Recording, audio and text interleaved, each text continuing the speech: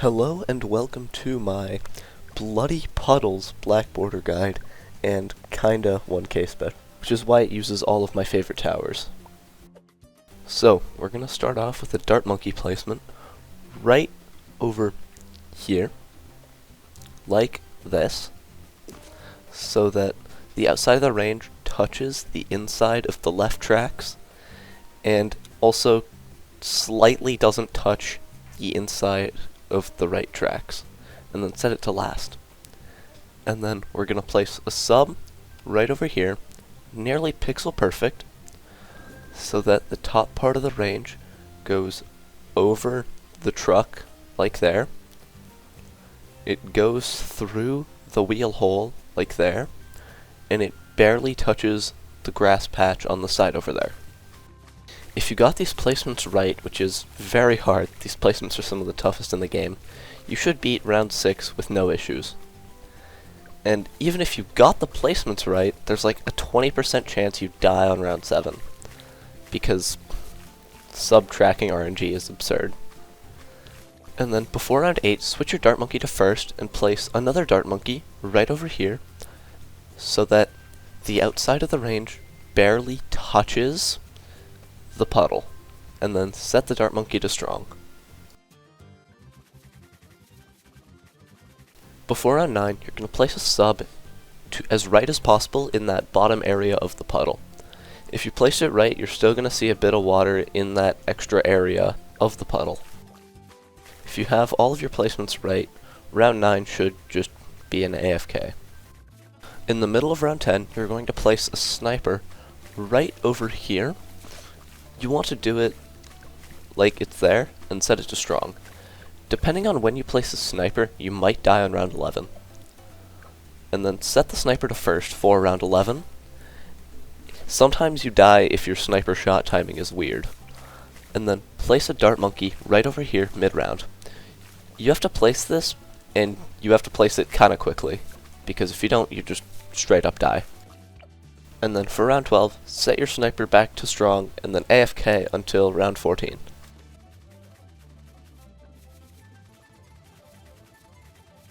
Before round 14, place a sniper right over here, a little higher than your first one, but there, and then set it to strong.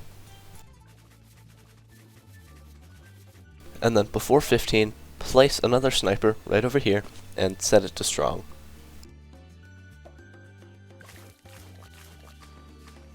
And then once you reach slightly over $260, quickly set your 2 left snipers to first, just to catch leaks that do happen.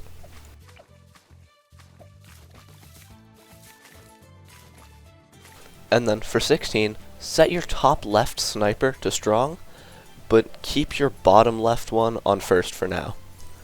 And then upgrade your top right sub to longer range. Round 17 is the round you want your bottom left sniper on first for, and then get advanced intel the second you can afford it. And then set all snipers to strong for round 18. And then before 19, upgrade your advanced intel sub to twin guns. Before 21, place a dart right over here. This placement is very important, so try and copy that precisely. And then another dart monkey right about there. And then be ready to micro your sniper if anything looks like it's gonna leak. It shouldn't happen, but sometimes you might have to, as I learned that it is possible to die to 21 somehow. But I think my placements were off. And then before 22, upgrade your middle sniper to full metal jacket, and be ready to micro your bottom left sniper if anything looks like it's gonna leak. There, I probably didn't have to, but I just did it anyway. And then 23. Set your middle dart to strong, and then place another dart right over here, also set to strong. I'm pretty sure it is possible to die to 23 if you do get bad RNG, but it doesn't happen often.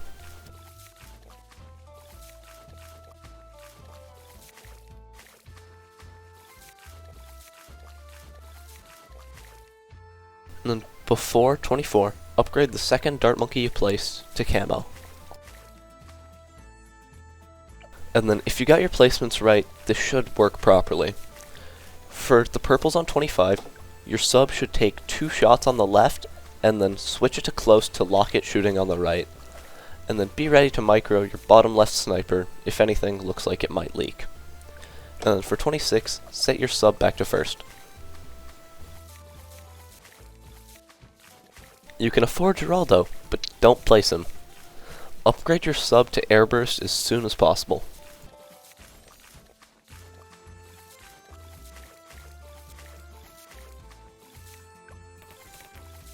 And now, after round 28, you should be able to afford Geraldo.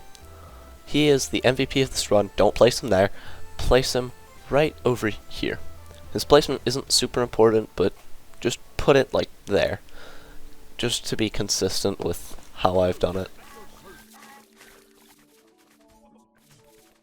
Before round 31, place a druid right over here, as top left as possible in that corner, and upgrade it to Thorn Swarm and Hard Thorns mid-round.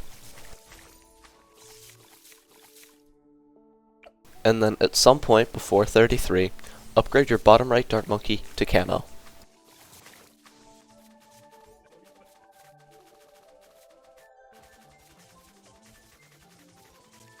And then at some point before 35, upgrade your Druid to Druid of the Jungle and set it to first. And then before 36, glue this lane. Before round 37, glue the leftmost lane.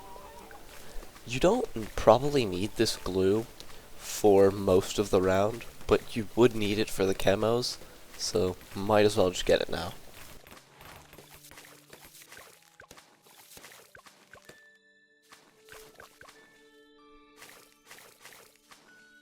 Before 38, you should pickle your druid. Don't forget like I do it before the round because the left lane dies immediately without glue. Like, it's instant.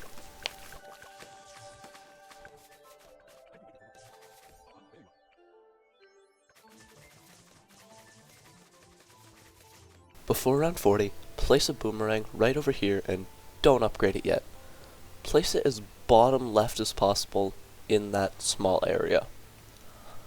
And then once you've placed it, place a village as bottom left as possible directly above it.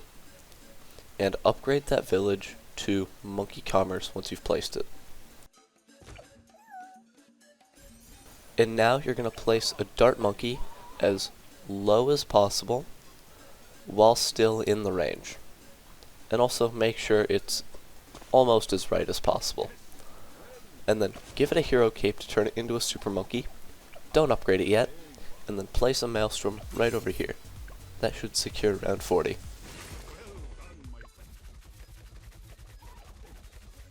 Before round 42, you're going to give a camo potion to your Druid of the Jungle, and then you're going to upgrade your super to knockback, and then Ultra Vision mid-round just to secure the round and make sure you don't die. And then for 43, we're going to place a pickle on your Druid, and then glue the top side. Just because those are the only Bloons that are actually kind of scary. Because the bottom side's easy to deal with. Over the next few rounds, you're going to give your super both range upgrades.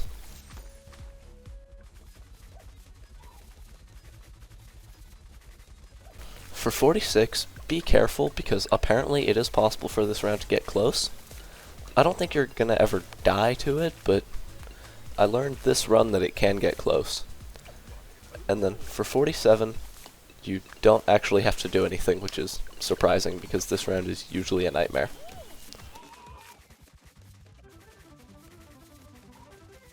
At some point before round 49, you're going to upgrade your super to an ISAB monkey. And the top targeting is going to be on close, and the bottom one is going to be on first. And then for 49, you're going to pickle your druid and drop a glue on the right side once you reach about 2,300 money. If you did everything right, you should win the round, no issues. Before 50, we're going to place a village as top right as possible next to your dart monkey, and you're going to upgrade it to monkey commerce. And then you're going to place a super monkey, not there, like right over here, probably slightly higher than I do, but not much higher. And then you're going to upgrade it to knockback and ultravision mid-round. It doesn't usually get as close as it does here, so you should be fine. I would actually recommend getting the first range upgrade instead of ultravision here, just because it's slightly better. And then get ultravision when you can afford it now. But now we're going to go for both range upgrades on your right super.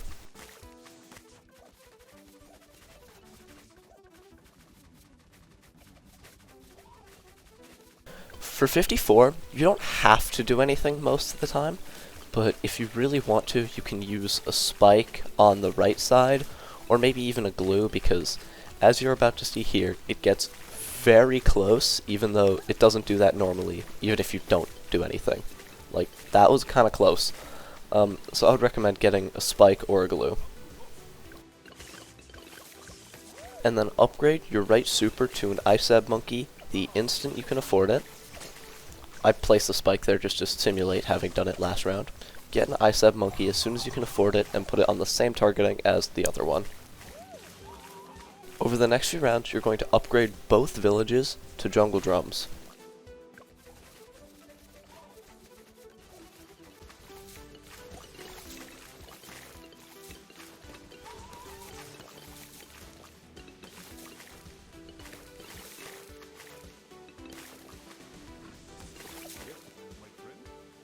Before 59, use a Chemo Potion on your druid.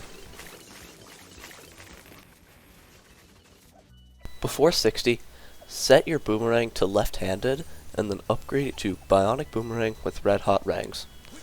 The reason it's on the left hand is because it has a good arc on the second leftmost lane, and it has a usable arc on the fully left lane. And then you're going to upgrade it to Turbocharge once you have the money.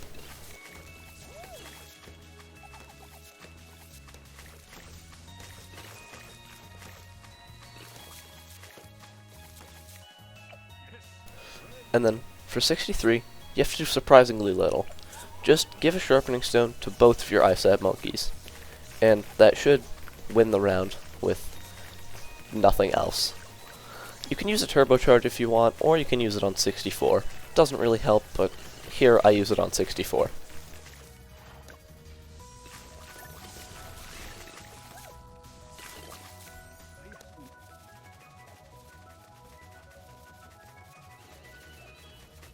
Here I'm going to use a Turbocharge on every BFB that goes on the far left lane, but most of the time it's not needed and you just don't have to. But you can do it to be safe if you want.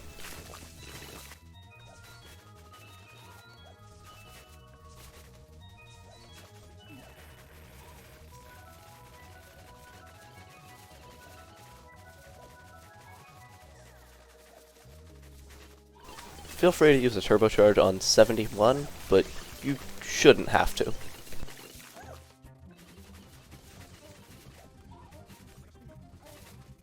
You also don't have to use this Turbocharge on 73, but it helps, I guess.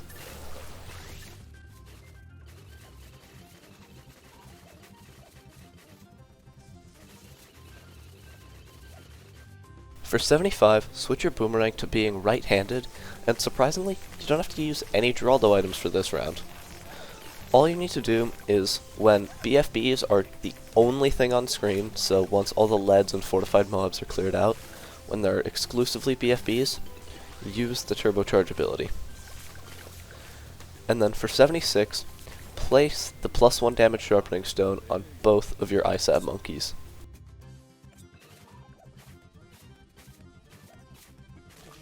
Feel free to use a Turbocharge ability on 77.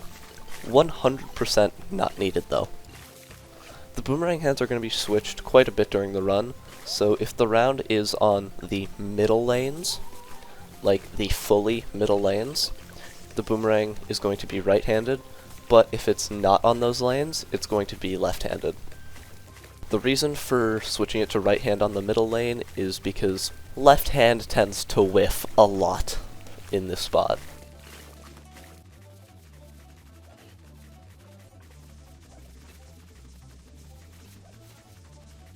Whenever you can afford it, upgrade your boomerang to the permacharge. And as I said at the beginning, this is a guide with my favorite towers, and permacharge is one of my favorite towers, so we're getting it. And before 80, give a hot sauce to your permacharge and use the ability on the ZOMG. And then for 81, use a pickle on your right ISAB monkey and just use one spike to be absolutely sure that you will not die.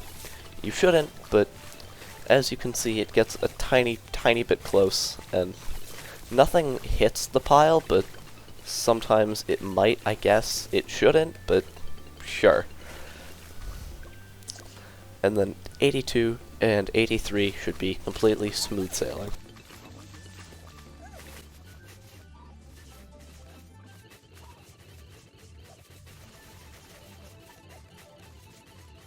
During 84, you're going to upgrade your right ISAB monkey to a Tech Terror the instant you can afford it. This guy is another one of my favorite towers, which is why I included it here. 85 is a pretty simple round.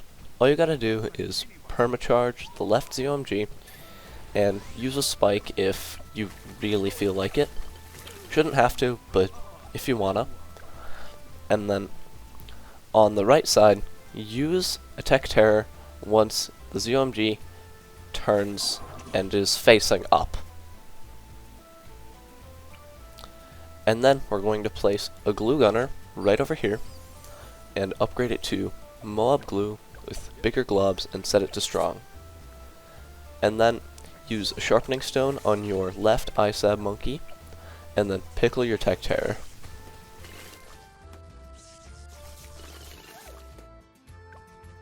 '87, all you gotta do is switch your boomerang hand because it's the middle lane and then permacharge the ZOMGs. The bottom ones should get taken out with no abilities. And then upgrade that mob glue to Relentless Glue and Glue Splatter. Recently, this has become another one of my favorite towers, so that's why I'm including it. And also, it's just super clutch this run, so why not include it anyway. Also, remember to keep switching your boomerang hand, and then permacharge the left ZOMG, and use a Tech Terror on the right one when it reaches the final damage phase. And then for 89, Camel Pot your Tech Terror and your permacharge, and then pickle your ISAB monkey. And then apply a Jerry Fire to your ISAB monkey and your Tech Terror. And then, I don't know, put some spikes at the end of the track if you really want to. I end up doing that later, or no, I do it right now actually. But these spikes don't actually get used, so you probably don't need them. But I'd recommend using them anyway, just for safety, you know? And then, before 90, reapply a Jerry Fire to your permacharge. And that's all you need to do this round, except I would recommend you permacharge the DDTs. It's weird that you have to, but just do it anyway. It makes it a lot safer. And then, before 91, reapply Pickles to your Tech Terror, and then give a Camo Potion to your ISAB Monkey and your Relentless Glue. And then switch your boomerang hand.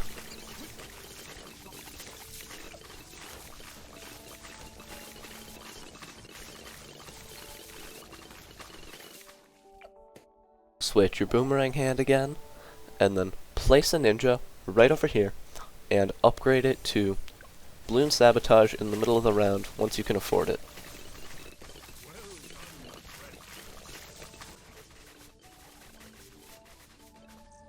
Use a Tech Terror ability once one of the ZOMGs pops into BFBs. Boom. And then Sabo and permacharge the DDTs for 93.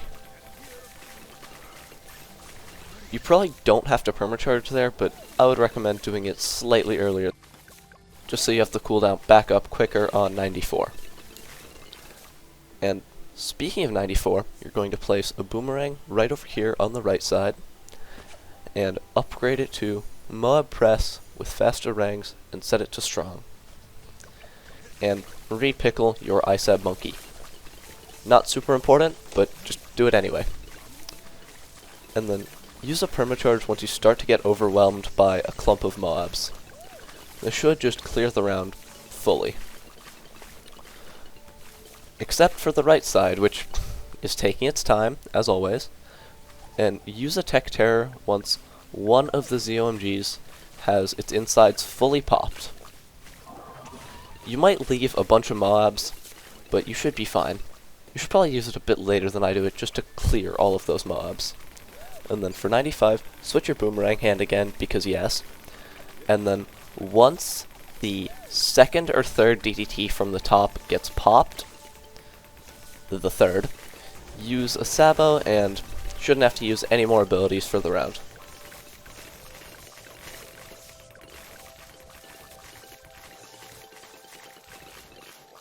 For 96, re-pickle your Tech Terror and switch your boomerang hand. This is very important. Not pickling the Tech Terror caused me to have to use an extra ability which I wouldn't have had to use otherwise. Right, like here. I didn't want to use this, and I forgot to pickle my Tech Terror, so that's why I had to use it. If you pickle yours, you won't have to, but you can use it because you'll have the cooldown back up. Oh yeah, resharpening stone your ISAB monkey too. Very important. And then Sabo the ZOMGs, and permacharge once you start to get overwhelmed.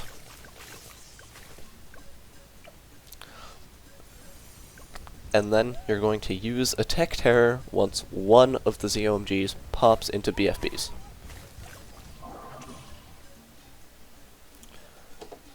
'97 is fairly simple.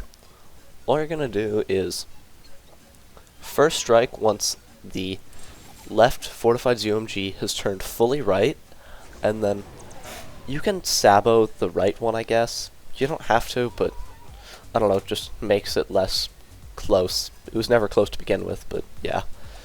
Use a Tech Terror once it pops into BFBs. And then 98 is really easy. All you gotta do, double Genie, one totem on the left, and one totem on the right, and then use a spike there, more spikes. They don't get used, but just for some safety in case you mess something up, you know? And then just use a permacharge toward the start of the round. Not right at the start, but toward the start. And you shouldn't have to use any Tech Terror abilities this round, which is crazy, but feel free to if you want. Isn't needed, but can help, I guess. And then before 99, reapply a Jerry Fire to your ISAB monkey and your Tech Terror, and then re-pickle your ISAB monkey. Sabo, once you see the DDTs, I forgot to switch my boomerang hand, so don't do that. And then for red 100, reapply a Jerry Fire to your permacharge. Use the ability like a few seconds after it starts attacking. Use a Tech Terror when the bat is right over there. And then once it's fully turned, use a first strike. You could probably get away with using it a bit earlier than I do here. Good job on your Bloody Puddles black border with very awesome and goated towers. I hope this helped you out. Have a nice rest of your day. Goodbye.